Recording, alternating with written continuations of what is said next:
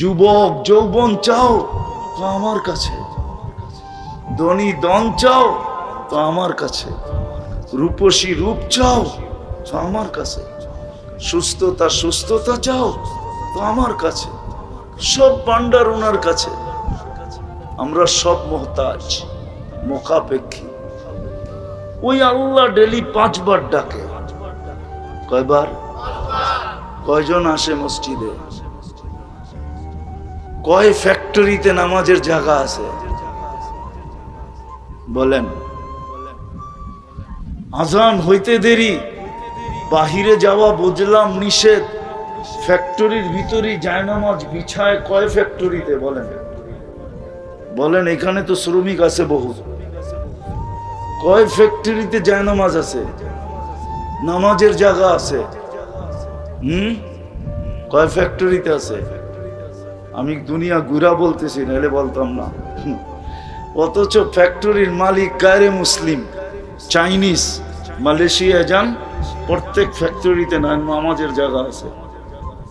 কেউ যদি প্রবাসী থেকে থাকে তাহলে আমার কথা সত্যায়িত করবে। অথচ গায়রে মুসলিম, চাইনিজ, বুদ্ধিস্ট, কিন্তু ওর নামাজের জন্য ফ্যাক্টরিতে জায়গা আছে। নামাজের সময় হলো নামাজের সময় দিবে, কিন্তু এখানে সব ফ্যাক্টরি মালিক মুসলমান, কোন ফ্যাক্টরিতে নামাজের জায়গা নেই। অথচ ডাকে কে? এটাকে ডেলি কয়বার? কতটুক মুখাপেক্ষী আমরা আল্লাহ?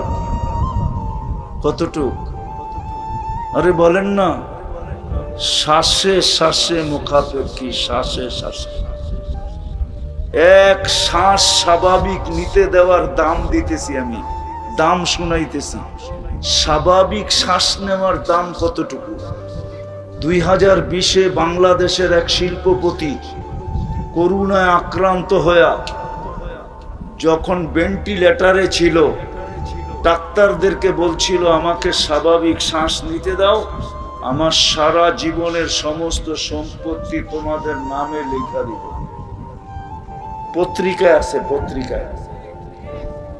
আমি নাম বললাম না, নাম বললে সবাই চিনবে। শুধু স্বাভাবিক শ্বাস নেওয়ার দাম এটা। সারাদিন নিতে দেয় কে? কয়বার নিতে দেয়? ডেলি সারা দিনে 1,60,000 বার নেই আর ছাড়ি, নেই 80,000 বার, ছাড়ি 80,000 বার। কে নিতে দেয়? অথচ স্বাভাবিক শ্বাস নেওয়ার দাম দেখাইলাম, সমস্ত সম্পত্তি লেখা দিতে রাজি ছিল,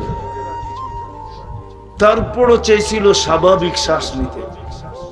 আর যুবক, তুমি তো সারাদিন স্বাভাবিক শ্বাস নিতে। কদমে কদমে তো তুমি আল্লাহর মোহতাজ।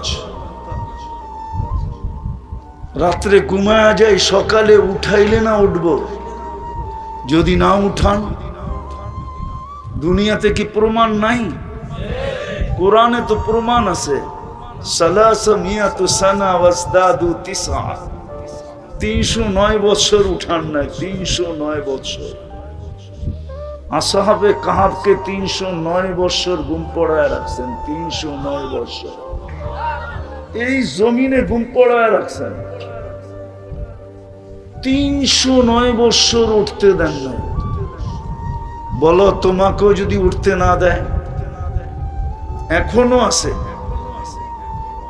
আজকে পড়ায় 40 বছর হবে, নেটে সার্চ দিলে পাওয়া যাবে। সৌদি আরবের যুবরাজ ঘুমায়া আছে 40 বছরের বেশি, এখনো ঘুমায় আছে। হ্যাঁ, এখন এখানে বসে সার্চ দেন, পাবেন নেটে। এখনো ঘুমায়া আছে 40 বছর, উঠায় নাই আল্লাহ। জীবিত আছে, মরেও নাই। হাসপাতালে ঘুমায় আছে, পরিবারের লোক আশায় আছে একদিন হয়তো চোখ মেলবে, একদিন হয়তো আল্লাহ যদি তোমাকে ঘুমের থেকে না উঠায়, কোত্থেকে উঠবে? ডেলি সকালে উঠায় কে? আচ্ছা বলেন তো, এখানে কয়জন ঘুমের ট্যাবলেট খায় ঘুমান? একজনও না। কেননা শ্রম পেশার মানুষের ঘুমের ট্যাবলেট খায় ঘুমাইতে হয় না। কেননা আল্লাহ যখন সারাদিন কাজ করে ফিরে আসে আর বিছনায় যখন পিঠ দেয়, তো আল্লাহ নিজে বলেন আমি থাপ্পি দিয়া ঘুম পড়ায়। থাপ্পি বুঝেন কি? পিঠ থাবড়ায় ঘুম পড়ায় দিই। এই জন্য ঘুমের ট্যাবলেট লাগে না। আর এই টঙ্গিতে আছে বহুত মানুষ সারা রাত্র ঘুমের ট্যাবলেট খায়ও ঘুম হয় না, পায়চারি করতে থাকে, ঠিক না? কি আগে একটা খাইলে এখন 3টা খায়, তারপরে ঘুম আসে না। মনে হয় বুঝাইতে পারি না। অথচ এই শ্রম পেশার মানুষগুলা বিছনায় পিঠ লাগাইতে দেরি, খালি ঘুম আসে নাকি? নাক ডাকতে দেরি করে না, ঠিক না? মাঝে মাঝে বউ পর্যন্ত খোঁচাইয়া উঠায়, তোমার নাক ডাকায় আমারও ঘুম হয় না। সকালে উঠে ঝগড়া শুরু হয়, ঠিক না? ও বলে আমি এত ক্লান্ত, ঘুমায় গেছে, কি করবো? ঘুমের ভিতরে হয়, আমি কি ইচ্ছা করে করি? তোমাকেই নাক ডাকায় কে? তো আল্লাহ বুঝাইতে চাইতেছেন যে জীবনটা ঘোরা যেতে হবে, কাটায় গেলে চলবে না। কিন্তু একটা প্রশ্নের জায়গায় চলে আসছি আমি, কথা লম্বা হবে না। আমি জানি কালকে কর্মদিবস, এই জন্য লম্বা হবে না। আমি কথাকে গুছায় নিয়ে আসতেছি। আল্লাহ করুক আজকে বুঝে আসো। কিন্তু একটা প্রশ্ন হইতে পারে যে আমি জীবনটা গড়ব, তো গড়ব কি কইরা? আমার এত ঝামেলা, সকালে উঠেই তো কর্মস্থলে দৌড়াইতে হয়, কর্মের পরে সংসার দেখতে হয়, বিবি দেখতে হয়, বাচ্চা দেখতে হয়, ঘর দেখতে হয়, বাড়ি দেখতে হয়, ভাই দেখতে হয়, বোন দেখতে হয়, আত্মীয় দেখতে হয়, স্বজন দেখতে হয়, মা দেখতে হয়, বাপ দেখতে হয়। সবকিছু দেখার পরে আমাকেও তো দেখতে হয়। আমি এই জীবনটা গড়ব কি কইরা এত ঝামেলার ভিতরে? আগেরটা তো বুঝে আসছে, ঠিক না? যে আল্লাহ ডেলি 5 বার ডাকে, তারপরও কি? তারপরও আরে বলেন না, তারপরও মসজিদে না গেলেও জায়গায় দাঁড়ায় ও পড়ে না, রোডালারা রোডে পড়ে না, মেইলালারা মেইলে পড়ে না, ফ্যাক্টরিওয়ালারা ফ্যাক্টরিতে পড়ে না। তারপরও আল্লাহ কিচ্ছু বলেন না। কিছু বলে? কি বলে? ডেলি 5 বার, মাসে 150 বার, বৎসরে কতবার? 1800 বার, বরং বেশি হবে। 365কে 5 দিয়ে গুণ দিলে দেখা যাবে কত হয়, বেশি হবে। এতবার আল্লাহ ডাকে। আর ওই আল্লাহ ডাকে যার শ্বাসে শ্বাসে আমরা মুহতাজ। আর যিনি শুধু আল্লাহ না, শুধু কি না, শুধু আল্লাহ, 99টা পদের মালিক যিনি, একক ক্ষমতার মালিক যিনি। মানুষ মাঝে মাঝে নিজেকে খোদা পাইবা রাস্তা হারায় ফেলে, তারপরেই বিপদে পড়ে। মানুষ যদি মানুষকে মানুষই ভাবে, নিজেকে যদি মানুষই ভাবে, আর আল্লাহকে যদি আল্লাহই ভাবে, তখন আর মানুষ কোনোদিন বিপদের সম্মুখীন হয় না। সত্য এটাই। তা আল্লাহ 99টা পদের মালিক। শুধু আল্লাহ না, আল্লাহ রহমান, আল্লাহ রহিম, আল্লাহ মালিক, আল্লাহ কুদ্দুস, আল্লাহ সালাম, আল্লাহ মুমিন, আল্লাহ মুহাইমিন, আল্লাহ আজিজ, আল্লাহ জব্বার, আল্লাহ মুতাকাব্বিরুল খালিকুল বারিউল মুসাব্বিরুল গফফারুল কহ্হারুল ওয়াহ্হাবুর রাজ্জাকুল ফাত্তাহুল আলিমুল কাবিদুল বাসিতুল খাফিদুর রাফিউল মুইসুল মুদিল্লুস সামিউল বাসিরুল হাকামুল আদলুল লতীফুল খবীরুল হালিমুল আযীমুল গফুরুশ শাকুরুল আলিয়ুল কবীরুল হাফিজুল মুকীতুল হাসিবুল জলিলুল করিমুর রকিবুল মুজিবুল ওয়াসি আল হাকিমুল ওয়াদুদুল মজিদুল বাঈসুশ শাহীদুল হকুল ওয়াকিলুল কবিয়ুল মতিনুল ওয়ালিয়ুল হামিদুল মুসি আল মুবদি আল মুঈদ আল মুহয়ি আল মুমীত আল হাইয়্যু আল কাইয়্যুম আল ওয়াজিদ আল মাজিদ আল ওয়াহিদ আল আহাদ আল সামাদ আল কাদির আল মুক্তাদির আল মুকদ্দম আল মুআখ্খার আল আউয়াল ওয়াল আখির আল যাহির ওয়াল বাতিন আল ওয়ালি আল মুতাওয়ালি আল বাররু তাওয়াব আল মুনতাকিম আল আফু আর রাউফ মালিক আল মুলক যাল জালালি ওয়াল ইকরাম আল মুকসিত ওয়াল জামি ওয়াল গানি ওয়াল মুগনি আল মানি আদ দার আন নাফি আন নূর আল হাদি আল বদি ওয়াল বাকি আল ওয়ারিস ওয়াল রশিদ আস সাবুর জাল্লে জালালু আল্লাহ 99 পদের মালিক। উনি ডাকে, তারপরও আসেন, কিচ্ছু বলেন না। আর না বলার কারণও আছে, কেননা আমাদেরকে ইচ্ছা স্বাধীনতা দিছেন বিদায়, এটার ভিতরে আঙ্গুল দিতে চান না। সীমারেখা দেওয়া আছে বিদায় কিচ্ছু বলেন না, বলেন সীমারেখায় পা দেওয়ার পরে তোমাকে ধরবো। বিদায় উদ্দেশ্য হলো জীবনটা ছোট ঘুরা যেতে হবে। কিন্তু আমি একটা প্রশ্ন উঠায়া দিছিলাম যে আমি এত ঝামেলায় থেকে জীবনটা গড়ব কি করে? এটা রবিউল আউয়াল মাস চলতেছে, ওয়াজ মাহফিল না হয়ে যদি এটা সিরাত মাহফিল হতো, আর আমি আজকে 1 তারিখ থেকে সর্ব জায়গায় বলতেছি, উচিত ছিল বাংলাদেশে কমসে কম এই পুরাটা মাস প্রত্যেকটা মসজিদে মসজিদে, প্রত্যেকটা মহল্লায় মহল্লায়, প্রত্যেকটা এলাকায় এলাকায়, প্রত্যেকটা গলিতে গলিতে সিরত মাহফিল হওয়া উচিত ছিল। সিরত মাহফিল, সিরত হওয়া উচিত ছিল রবিউল আউয়াল হিসাবে। কেননা আমাদের নবীজি এই মাসে দুনিয়াতে আসছেন। কয় তারিখে আসছেন এটা নিয়ে মতানৈক্য থাকতে পারে, কিন্তু এই মাসে আসছেন এটা নিয়ে কোনো মতানৈক্য নেই।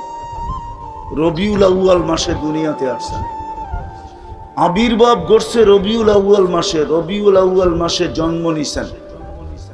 বিদায় এই মাসে সিরত মাহফিল হওয়া উচিত ছিল পুরা মাস, প্রত্যেক মসজিদে মসজিদে, প্রত্যেক মহল্লায় মহল্লায়। সবাই এই মাসে, আমি তাবলীগ আলাদের একটা কথাকে জের টাইনা বলতে চাইতেছি, সূত্র টাইনা। যেমন হজের মাস আসলে পুরো জীবনটা 2 ভাগে বাদ দেওয়ার পরেও যেটুক থাকে এটুকু যেন গইরা আসতে পারে, হেলায় যেন নারী হারায় না দেয়, পুরুষ হারায় না দেয়, যুবক হারায় না দেয়, বৃদ্ধ হারায় না দেয়, কেউ হারায় না ফেলে। এই জীবনটা যেন সহজে গইরা আসতে পারে, এই জন্য আদর্শ হিসাবে আল্লাহ মুহাম্মদুর রাসূলুল্লাহ সাল্লাল্লাহু আলাইহি ওয়াসাল্লামকে পাঠাইছেন। যুবক, তুমি যদি যৌবনকে সুরক্ষিত করতে চাও, যে আমার যৌবন সুরক্ষিত হোক, আর যৌবনের যে বেনিফিট, আমি তো একটা তোমাকে শুনাইলাম, আরো 1 ডজন শোনানো যায়। দুনিয়ালারা তোমার যৌবনের প্রশংসা করুক আর না করুক, তোমাকে মূল্যায়ন করুক আর না করুক, 1 ডজন এই বৈঠকে শোনানো যায় যে আল্লাহ তোমাকে কিভাবে মূল্যায়ন করবে, কতটুকু মূল্য তোমাকে দিবে। যদি তুমি যৌবনে আল্লাহর রসুলের আদর্শকে নিজের জীবনে প্রতিফলিত করো, পুরুষ যদি পুরুষত্বের ভিতরে আল্লাহর রসুলের আদর্শকে প্রতিফলিত করে, তাহলে আল্লাহ এই পুরুষকে কতটুকু মূল্যায়ন করবে। নারী যদি করে তাকে কতটুকু করবে, গরিব যদি করে তাকে কতটুকু করবে, ধনী যদি করে তাকে কতটুকু করবে, শাসকরা যদি করে তাহলে তাকে কতটুকু করবে। শাসকরা যদি করে, বুঝে তো না, শাসকরা বোঝে না। যদি বুঝতো তাহলে খোদার কসম এই পাওনা কেউ ছাড়তো না। ফেরদাউসুল আলার ভিতরে একটা সোসাইটি আছে, যেমন বাংলাদেশে ঢাকা শহরে অনেকগুলা সোসাইটি আছে। গুলশানও একটা সোসাইটি, বনানীও একটা সোসাইটি, ধানমন্ডিও একটা, বারিদারাও একটা সোসাইটি না? আবার মিল্টু রোড একবারে উন্নত সোসাইটি, ঠিক না? ফেরদাউসুল আলার ভিতরে একটা সোসাইটি আছে, লা ইয়াদখুলুহা ইল্লাল আদিল, ইনসাফকারী শাসক ব্যতীত এখানে কেউ ঢুকতে পারবে না। লেখাই আছে লা ইয়াদখুলুহা ইল্লাল আদিল, গেটে লেখা আছে। ভিতরে সোসাইটি আছে। যেমন জান্নাতের ভিতরে একটা লেক আছে, রাইয়ান নামক লেক, ওইখানে শহর আছে বানানো।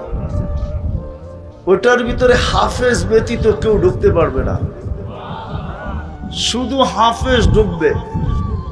আবার ঢুকার আগে 70,000 গেট আছে, প্রত্যেক গেটে 70,000 ফেরেশতা আছে।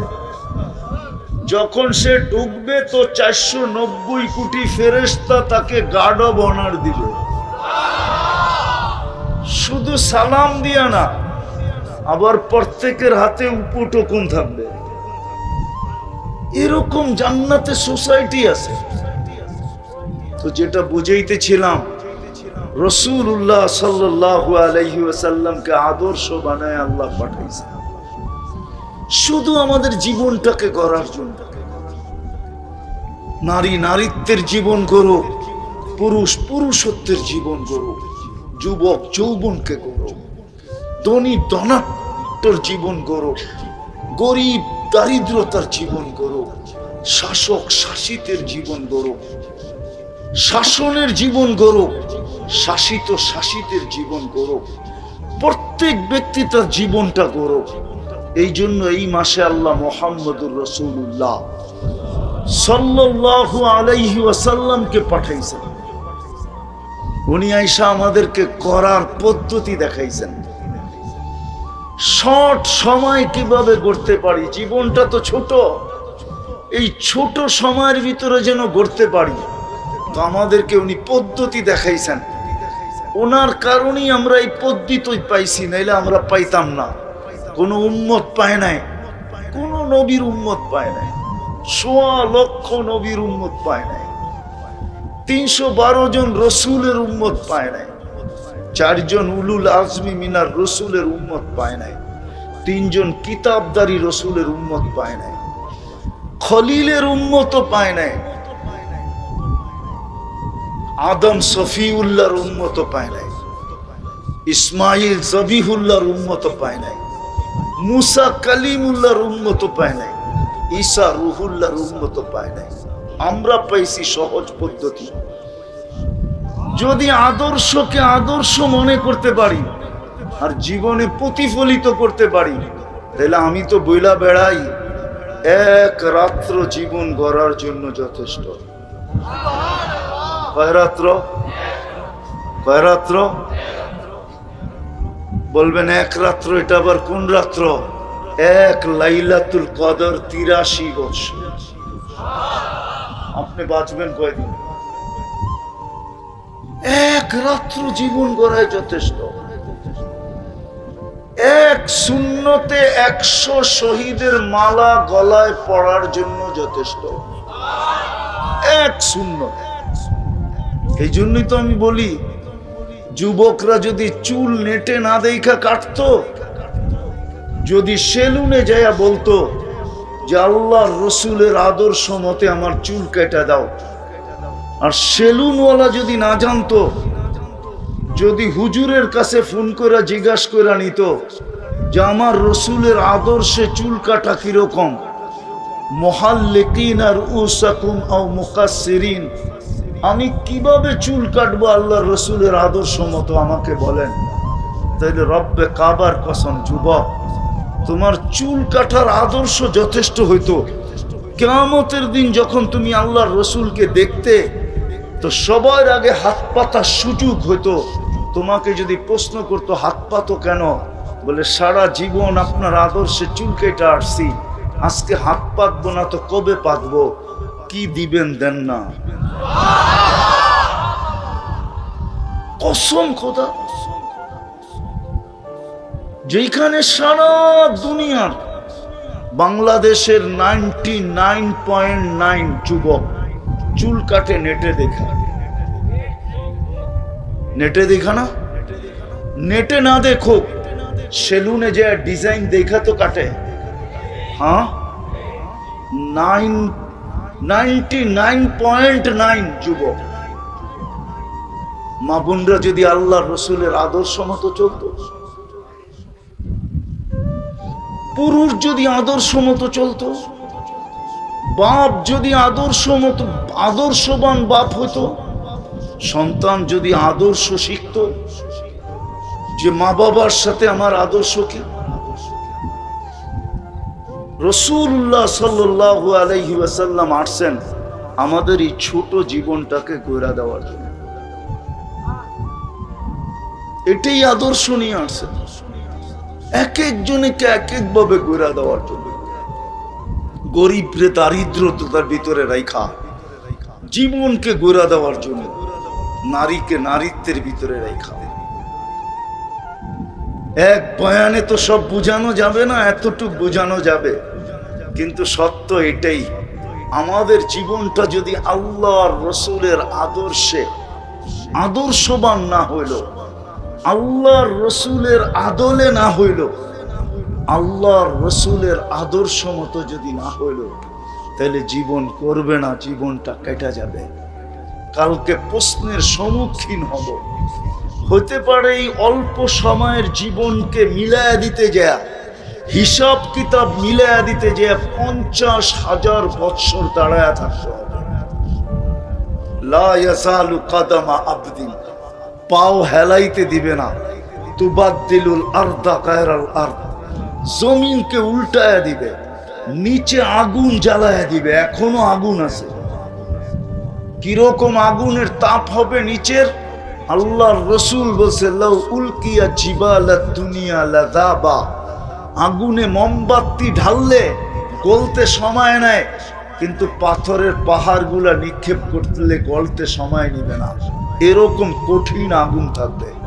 সূর্য মাথার উপরে থাকবে, 1.5 কিলোমিটার উপরে।